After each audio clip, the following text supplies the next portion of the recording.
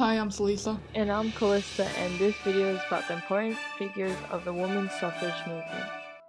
Charlotte Gilman is remembered for fighting for women's domestic rights and women's suffrage. She was involved in women's academic and socialist organizations, including the Pacific Coast Women's Press Association, the Evo Society, the Women's Alliance, the Economic Club, the Parents Association, and the State Council of Women. She also spoke at the 1896 convention of the National American Women's Suffrage Association and attended the International Socialist and Labor Congress as a delegate of California. Her fictional book, The Yellow Wallpaper, was written after she underwent rest cure treatment to help her depression. She wrote it to reach Dr. Mitchell, who administered the treatment, to show him his failure. The most influential book she wrote, Women in Economics, theorized that women couldn't be truly independent until they had their economic freedom. Although her literary reputation declined before her death, the women's movement in the 1960s brought about a revival of attention to her work. Carrie Chapman Catt was a women's rights activist and strategist. She served twice as the president of the National American Women's Suffrage Association, twice from 1900 through 1904 and 1915 through 1920. She played a leading role in winning the voting rights of women through her strategic campaigns and speeches. One of her most known campaigns that eventually led to the ratification of the 19th Amendment was called the Winning Plan. The Winning Plan was a four-pronged strategy that included women in states with presidential suffrage would work past the federal suffrage amendment, women who believed they could successfully amend their state constitution would press for a referendum, most states would work toward presidential suffrage, and southern states would work toward primary suffrage. After her critical contribution in gaining voting rights for women, she left NASA and looked to help women around the world to gain the right to vote.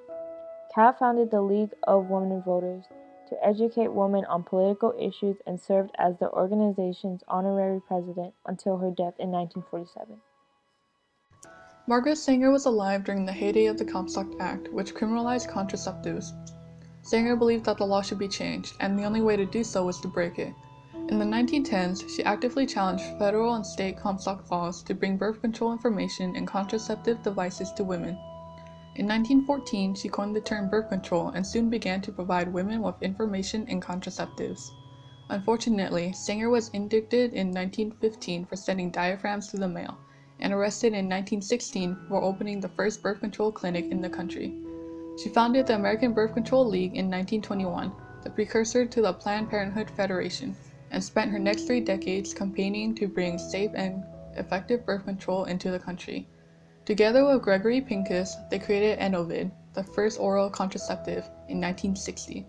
In the 1965 Supreme Court case Griswold v. Connecticut, the court ruled that the private use of contraceptives was a constitutional right. Alice Paul joined the National American Women's Suffrage Association in 1912. However, she parted ways with them due to differences in political strategy in protesting for women's suffrage. Paul and others who left NASA formed the National Women's Party in 1916. Alice Paul and the National Women's Party also founded the Silent Sentinels, which was a group of women protesting Woodrow Wilson and advocating for women's suffrage. They protested in front of the White House on January 1917 for about 18 months and endured harassment from spectators. Paul was sent to jail with the charge of obstructing traffic during these protests. Her 7 months in jail was when she led her hunger strike, where she was threatened to be force-fed by doctors. Her hunger strike gained publicity and made the public sympathetic to the cause and leading to an increase of support for women's suffrage. After the passage of the 19th Amendment, Paul, leading the National Women's Party, went on to write and advocate for the Equal Rights Amendment.